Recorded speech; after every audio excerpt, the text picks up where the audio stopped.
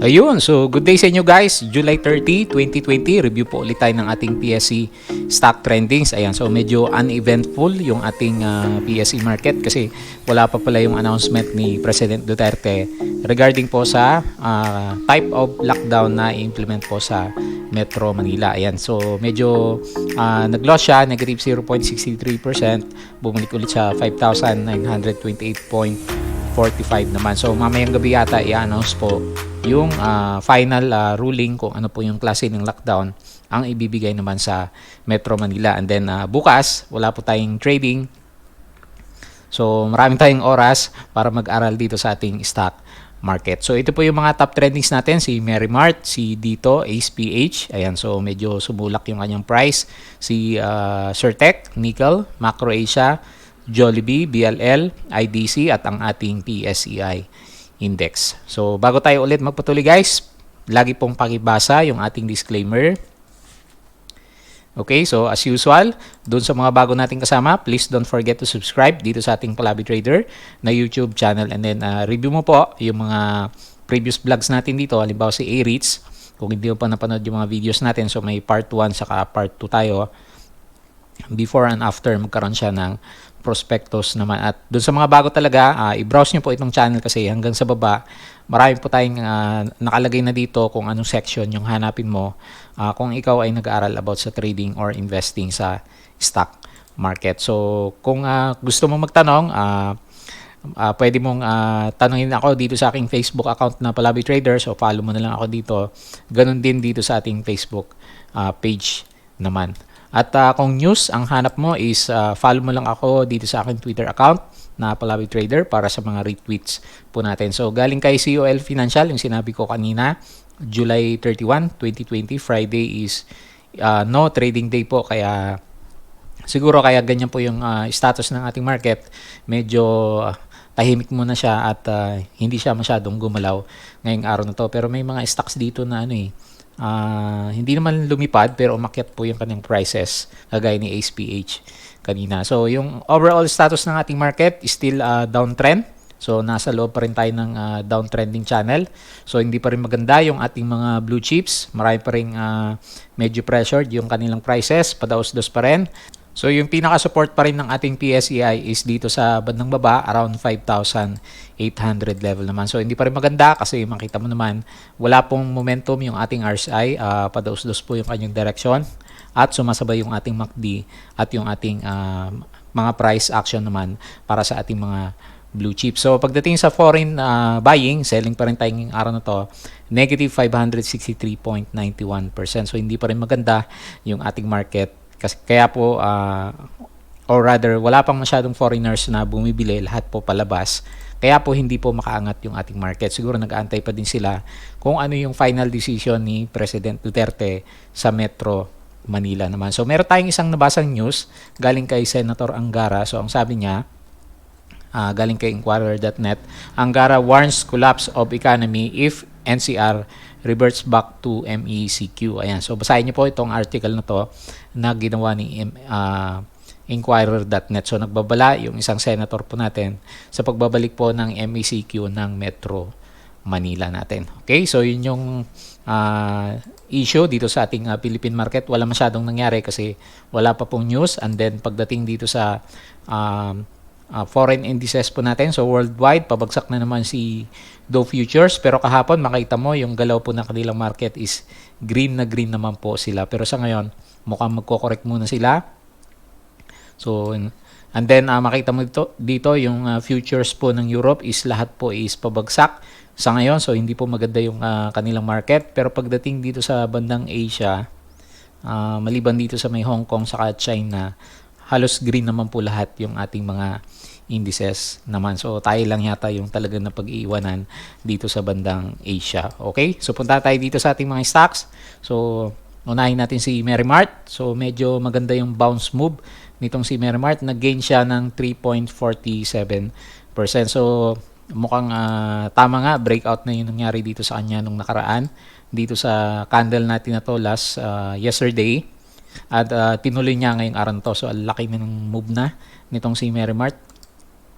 So, sukatin natin mula dito sa hanggang sa pinakamababa, ang movement na niya is umabot ng around 35%. So, medyo nahirapan siyang umakyat kanina at makita mo, ginawang parang resistance level yung ating MA20, itong maliit na or manipis na yellow line natin dito. So, pero actually, umabot ng, sukatin natin na, hanggang 6% na mahigit itong si Merrimart nung umakyat po yung kanyang prices kaninang umaga. So, silipin natin yung kanyang 5-minute chart para makita natin kung ano nangyari sa kanya.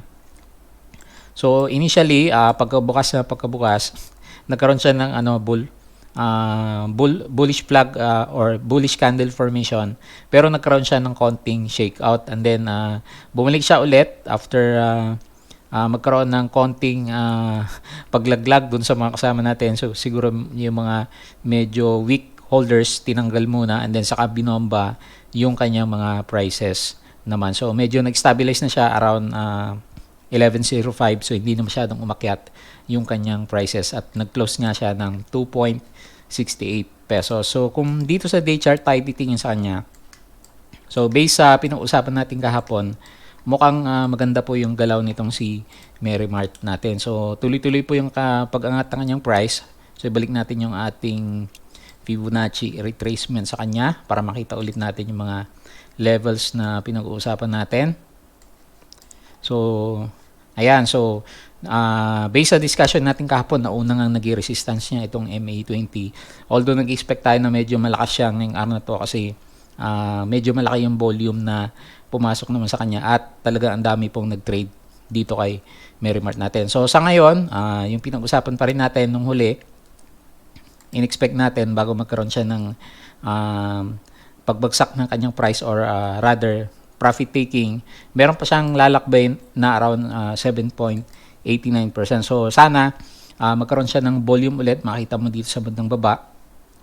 Medyo maganda po yung volume nitong si Merrimart natin kasi makita mo sunod-sunod po na malalaki po yung bar ng volume dito sa bandang baba. So above average siya nung padaus-dos po yung kanyang mga prices naman. So very bullish yung nakita natin na movement kay Merrimart. So siguro anticipation din sa pagbubukas ng kanyang stores. So sabi ng mga kasama natin, starting na po ng August, meron na siya mga stores na bubuksan naman, kaya medyo optimistic po yung mga traders natin sa kanya. Ayan. So tignan mo lang yung mga profit taking levels mo kung nakasalo ka dito kay Merrimart. So in-expect natin magkakaroon ng malaking resistance dito sa around 0.5 Fibonacci level natin kasi dito siya nung huli nagkaroon po ng breakdown ng kanyang mga prices naman. So yan po yung nakita pa rin natin kay Merrimart. Same pa rin sa discussions po natin kahapon. So next po natin si dito. So nahirapan talagang tumaas ng price po nitong si dito kasi makita mo sinusubukan niyang lumampas dito sa ating MA9 pero mukhang hindi niya kaya. So hindi masyadong gumagalaw yung price niya at nagkaroon pa nga siya ng inverted doji ngayong araw na to. So nagko-consolidate siya dito sa support level natin at around 2.61 naman. So ganun pa rin yung sentiment natin kahapon sa kanya. Meron pa rin siyang downtrending na channel or siguro kung titignan mo na mas malaki, meron siyang descending wedge formation. So magkakaalaman in a few days pa siguro kasi medyo malapit na siya dito sa decision area, medyo makipot na yung area na to. So dito siya magde-decide kung babagsak siya or aakyat pa rin ba yung kanyang prices. So pagdating sa RSI, wala pa rin naman yung kanyang momentum although nakalabas na siya. Pero wala pa rin yung inaasahan natin na upward momentum ng RSI para sana kahit papaano magkaroon siya ng short breakout dito sa ating descending trend lines naman. So wala pa rin explanation ng 40 billion shares na naaprubahan na authorized capital stock po nitong si dito natin. So yun muna yung aabangan natin sa kanya. So wala din ako makikita masyadong news dito sa ating social live feeds. Pero nag-gain pa rin naman siya ngayong araw na to. Nag-gain po siya ng 0.75%. So hindi pa rin maganda yung yung MACD. Wala pa rin pong momentum ng buyers dito sa stock natin na si dito naman. So makita mo naman RSI is around 40 lang at yung blue line nasa ilalim po ng ating red line. Ayan. So at least kahit papaano dun sa mga holders natin, hindi po bumabagsak yung support level natin na 2.6 kay dito naman. So kailangan niya ng good news na matindi para po maka-breakout po ulit itong si dito natin. Okay, so yun lang muna. Wala siyang masyadong volume at for the last few days puro sellers volume po yung nakita natin sa kanya. So next po natin si ACE-PH. So medyo nag-breakout. Sobrang breakout itong si ACE-PH, no. Very bullish yung kanyang candle at ang ganda ng kanyang volume ngayong araw na to. So sobra sa dami. So mukhang patataasin pa itong si ACE-PH natin. So kung sisilipin mo na maigi, naging maganda yung kanyang breakout kasi yung previous consolidation natin na pagkatagal-tagal around April is sa ngayon na breakout na po niya. So ang dami na kasi lumabas na news dito kay ACE-PH nung nakaraan. So tungkol nga po dun sa contract na nakuha niya, meron tayong nakitang news kanina at ni-retweet po natin siya. So ito, galing kay 2Trade Asia. So sabi niya, ACE-PH ups Infigen stake to 20% via on-market purchases naman. Ayan. So, related po ito sa investment niya sa mga renewable energy. Kaya po, ayan, medyo nag-upsurge po yung price natin kay ACE-PH naman. So, medyo bullish yung candle natin, no? So, sana meron siyang isa pang up move na inaantay. So, medyo malakas yung kanyang breakout. So, ang susunod na resistance area naman niya is dito sa around 2.69. So, nagkaroon siya ng resistance. So, i-average natin. Siguro around this area, 2.73 naman. So, kung maganda pa rin yung volume by Monday, tingin natin, kayang-kayang i-touch po ni ACE-PH yung 2.73. Lalong-lalo na meron po siyang kasunod na news na very good po sa kanyang business. So, nag-i-invest itong si ACE-PH natin kahit nasa pandemic area time frame po tayo. So, gusto po ng mga traders yung gano'n. Meron pong investment itong si ACE-PH natin. So, medyo malaki din. Nag-gain po siya ng 10.87%. So, nagko-consolidate na pala yung kanyang prices for the past 1 week. So, mga 5 days itong candle natin dito na nagkakaroon ng stay above sa ating MA9 saka MA20. And then, nakasilip sila ng chance at may kasamang news.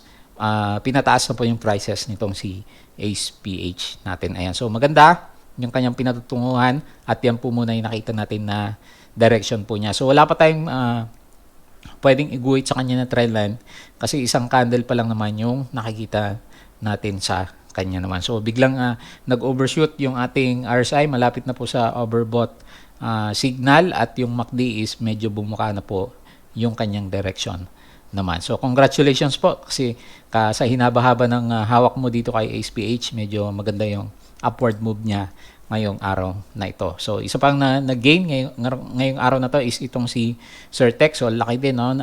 Umakyat siya. Naging bullish siya ngayong araw na to ng 8.41%. At ang maganda sa kanya, kung guguhit ka ng trendline sa kanya, so, unang-una, naka-breakout siya.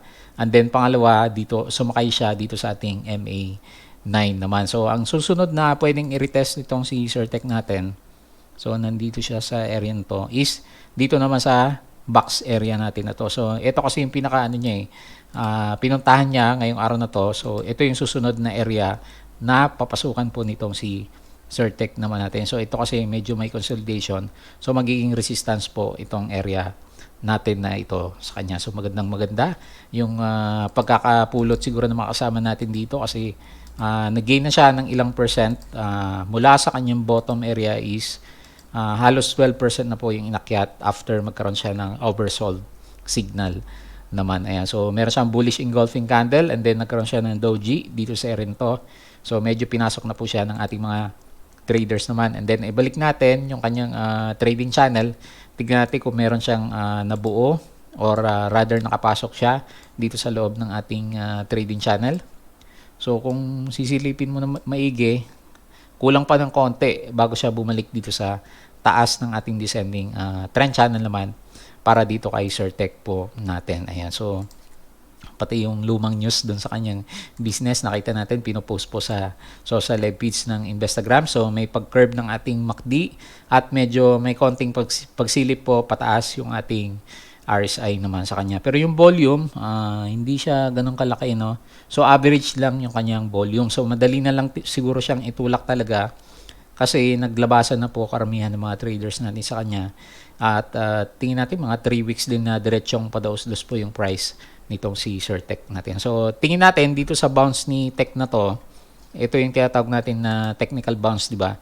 Yung wala nang masyadong sellers kaya madali pong itulak yung ating mga prices naman. Ayan. So medyo may resistance tayo dito sa ating trend line. So hopefully maka-breakout pa siya at yun naman ang susubukan niyang puntahan is dito sa loob ng ating malaking trading channel na although pabagsak siya, malaki pa rin naman yung range na nakita natin kung makapasok siya dito sa bandang loob naman po. Okay? So yun po. Congrats po dun sa mga may hawak sa kanya. Next natin, nabuhay ulit yung ating mga mining companies kasi nag-gain itong si Nickel ng 7.02%. So binawi niya yung loss niya nung isang araw na magkaroon ng overbought signal po itong si Nickel. So nagmumukha na siyang parabolic, no? Kasi talagang pataas na at pag nag-drawing ka ng trend lines, medyo may konting pagsilip sa taas itong si Nickel natin. Tingnan natin kung sakto lang ba siya. So medyo sumilip siya ng konti doon sa ginuguhit natin sa kanya. So meron siyang kaunting breakout pero medyo malakas yung resistance niya, no. So yung next na resistance area nitong si Nickel natin, tingin natin aakyat pa itong sa mga mining natin, guys, kasi doon sa global indices natin, pataas pa rin po yung prices ng ating mga metal. So medyo nagko-correct ngayong araw na to si gold. Pero kung sisilipin nyo yung mga charts nila, talagang meron po mga breakout yung prices ng ating mga metals. Kaya meron pong optimism sa production ng mga nickel miners or mga mineral miners po sa Philippine market natin. So maganda yung RSI at yun nga, nung huli nakadrawing tayo sa kanya ng ascending trend line. So malakas na malakas at nakabuka po yung ating MACD. Plus meron tayong mga volume na pumapasok talaga sa kanya. Ayan. So yun po yung nakita natin. Ito na siguro yung isa sa malakas na kailangan niyang basagin is around 2.88 pesos naman. Ayan. So congratulations po kasi medyo parabolic siya. Ibig sabihin for the next 2 to 3 days baka meron pang upsurge kay nickel. Basta malakas po yung kanyang volume kasi lumalabas dito sa ating RSI, wala pa naman siya dito sa ating overbought signal naman. Okay? Next natin si Macro Asia. So medyo umarangkada din si Macro Asia, no? So nabuhay ng loob yung mga kasama natin kasi medyo pumitik ng konti. So nag-gain siya ng 5.99%. So nag-react siya siguro dun sa news na nakita natin, di ba, nung kahapon. So meron pa ring mga flights na paunti-unti binubuksan at dun nga sa bandang Clark, meron siyang mga flights na magaganap. So hindi natin nasilip kanina si Cebu saka si Philippine Airlines kung meron ding reaction yung kanyang mga prices. So good thing yung pag-akyat po nitong si Mac kasi medyo malapit na yung kanyang ex-date, no? So magkakaroon ka dito ng 20% pag pumasok ka po sa kanya until August 11 naman. So by August 11, pwede mo nang ibenta. Meron ka pa rin makukuha na 20% stock dividend. So yun nga lang, magkakaroon ng readjustment yung price natin kay Macro Asia kasi madadilute naman yung share value niya kasi magdadagdag siya ng stock na 20%. So in-anticipate natin magkakaroon ng gap down na around 20% din dito kay Macro Asia naman. So maganda kasi nagkaroon ng breakout yung ating RSI. So mukhang bottom area niya yung paglabas niya dito sa ating drawing na trend line sa kanya at medyo nagka-curve pataas po yung ating MACD. So yung volume, so hindi natin masyado makita, no? So above average naman yung volume or rather average lang siya kasi mas malaki pa rin yung mga selling volumes nung nakaraan naman sa kanya. Ayan. So yun lang po muna yung nakita natin at dahil meron siyang breakout, so sana magkaroon ng retest dito sa around 6 pesos na previous resistance naman natin sa kanya. So meron na siyang na-establish na support dito sa area na to. So maghahanap siya ng next na resistance area or possibly ito yung kanyang next na trading channel naman from 4.73 hanggang 6.08. Okay? So congrats po at kahit pa paano umakyat ng konti yung prices po ni Macro Asia. Next natin si Jollibee. So umakyat si Jollibee at medyo malaki yung net foreign buy niya. Meron siyang 5.01 million pesos. So anticipation kaya to dun sa type ng lockdown na gagawin sa Metro Manila. So yung drawing natin sa kanya nung nakaraan is meron siyang descending trend channel. So tingnan natin, malapit na siya sa kanyang resistance. So watch out, baka pag nagkaroon siya ng breakout kasi meron siyang konting net foreign buying. So meron kang resistance. Kung sakaling makalabas siya dyan, hindi naman tayo masyadong optimistic. So around ang pinakamalakas na next na resistance niya itong 136, pero pag na-breakout niya, babalik ka dito sa bandang taas at around 148 naman. So hopefully maka-breakout siya, kasi kung hindi, babagsak siya ulit at susundan niya lang itong ating pabagsak naman na descending trend channel. Pero makita mo dito sa RSI meron siyang momentum kasi medyo malapit na siya dito sa ating RSI 50 at medyo nagka-curve up po yung ating MACD sa kanya. And then for the last 3 days, kahit papano, meron siyang above average na volume compared po nung umakyat po yung kanyang mga prices dito naman sa area na ito. Ayan. So hopefully makabalik siya dito sa bandang taas. So medyo malaki din niya, no, kung naka-bottom pick ka sa kanya. So around 15% din yung possible upside kay GFC dito sa kanyang bottom. Pero sa current price niya, meron na lang siyang around possibly 9% na up move dito sa kanyang current price naman. Ayan. So kabang-abang din yung mangyayari kay Jollibee kasi magbe-benefit din siya kung anong type ng lockdown po yung gagawin sa Metro Manila natin. Okay? Next po si VLL. So ang tagal na wala nitong si VLL dito sa ating trendings. So nag-gain siya 1.96%. So hindi naman ganoon kalaki. So yun pala, medyo pinag-uusapan na pala siya, no? Kasi medyo malakas po yung kanyang selling pressure. So padaos-dos pa rin itong si BLL, guys. So hindi pa rin siya, tingin natin, hindi pa rin magandang i-bottom peak. Although kung titignan mo, parang meron siyang double bottom dito sa bandang area na to. Hindi kasi maganda yung last candle natin ngayong araw na to.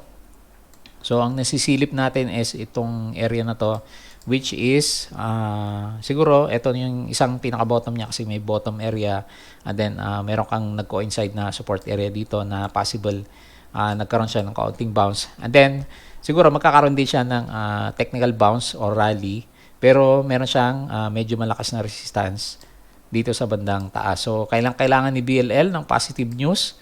So yung naririnig lang natin or nababasa sa ngayon is yung kanyang Stream Tech na balak ipasok ba as a telco din ba or internet service provider. So alamin natin sa mga susunod na araw kung ano yung details po ni Stream Tech. So anyway, hindi maganda yung technical chart natin sa kanya. So hopefully ito yung isang bottom area niya para kahit papano magkaroon siya ng bounce na relief rally naman. Pero mind nyo, downtrending pa rin itong si BLL. So medyo naapektuhan din siya ng mga lockdowns, kaya ganyan po yung reaction ng market natin sa kanya. So pagdating dito sa RSI, hindi maganda. Pero medyo nagkakaroon ng bounce dito sa ating RSI. Yung pinakamababa niya is RSI 24 naman. Ayan. So nakita natin kung medyo maganda yung susunod na volume sa kanya. So meron siyang short-term rally. So kasi medyo malakas yung next na resistance niya. Around 13% na possible upside kung umakyat siya. And then kung magka-cut loss ka naman sa kanya kung hindi umahin po yung galaw, meron kang possible na medyo tight lang, siguro mga 5% na cut loss area para naman dito kay BLL po natin. Ayan. So yun po yung nakita natin sa kanya. So downtrending pa rin po yung kanyang channel at nag-expect tayo ng isang technical rally na pwede pong mangyari if maganda po yung volume na papasok naman sa kanya. Okay? Lastly, silipin natin si IDC. So medyo pabalik na yung price ni IDC, no? Nag-gain siya ng 7.47% at currently nandito siya sa hindi niya mabasag-basag nung nakaraan, yung ating MA100 yan. So yan yung kaabang-abang dito kay IDC kung sakaling magkaroon siya ng breakout dito sa ating MA100, kasi matagal na yan tinatry na basagin po yan, pero hindi naman niya kinakaya. Ayan. So medyo naitulak na yung kanyang price pala for the past 3 days. Malaki din ba yung galaw na to? So sukatin natin. So malaki din, umabot din siya ng mga 15.9% na upside move mula sa kanyang bottom area. Ayan. So medyo mas maganda siguro bumili dito kay IDC pag medyo naka-breakout na siya dito sa ating MA100. Akyat siya, breakout, mag-retest, and then pag meron siyang upward move, yun yung magandang sakyan naman sa kanya. Pero sa ngayon, nandito na siya sa malakas na resistance. So kita mo naman, downtrending pa rin yung kanyang trend channel. So medyo pag-iisipan mo na mabuti kung papasokin mo siya. Although may volume naman, sana may volume siya para magkaroon siya ng magandang breakout naman. Ayan. So, matagal na rin pala siya nagkaroon, no? Dito sa second candle na to, nagkaroon siya ng RSI breakout. So, and then, nag-curve na rin pala yung kanyang MACD. Ayan. So, congrats po kung nahawakan mo ng matagal itong CIDC at bumalik na siya sa kanyang average level na dito sa current price natin na 1.87 naman. Ayan. So, yun po yung mga review natin. So, very uneventful din kasi wala pang news galing pa kay President Duterte at hindi pa rin po gumagalaw yung ating market naman sa ngayon. So, walang magandang blue chips pa siguro sa ngayon na pwedeng pasukin kasi yung representative natin is hindi maganda, and then yung RSI level is wala pa siyang bullish momentum naman. Ayan. So, abang-abang po tayo mamayang gabi kung ano po yung lalabas na news mula naman kay President Duterte. Okay, so yun lang. Please don't forget to subscribe dito sa ating Palabi Trader na YouTube channel. Tanong ka lang or add mo lang ako or follow dito sa ating Facebook account na Palabi Trader. And then, dito din sa ating Facebook page. At lalong-lalo na, follow mo ako dito sa aking Twitter account na Palabi Trader para updated ka lagi dun sa mga nire-repost po natin na news regarding po sa ating mga stock market naman. Okay, so yun lang. Maraming salamat po ulit sa inyong panonood at pakikinig. Happy long weekends po sa inyo.